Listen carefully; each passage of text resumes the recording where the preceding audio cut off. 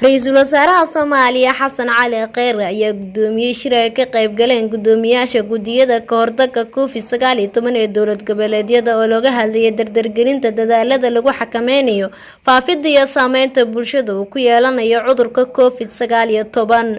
Gudoomiyaasha guddiyada dowlad goboleedyada ee ka hortagga Covid-19 ayaa kulanka ku soo bandhigay warbixinadii ugu dambeeyay ee dowlad goboleedyada iyo caqabadaha jira.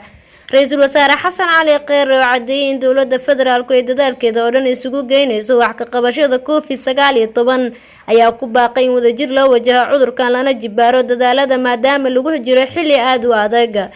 Dowladda oo ku dadaalaysa xakameynta iyo saameynta bulshada ee cudurka Covid-19 ayaa hirgelisay xarumaha caafimaad oo lagu daryeelayo bukaanada, waxayna dhanka kale cashuur dhaaf iyo canshuur dhimis u sameysay cunada aasaasiga u ah nolosha bulshada, iyadoo sidoo kale wado qorshe lagu caawinayo dadka u nugul saameynta ka dhalanaysa tallaabooyinka lagu xakameynayo cudurkan Covid-19. Maryan Maxamed Cali, Radio Wadani TV.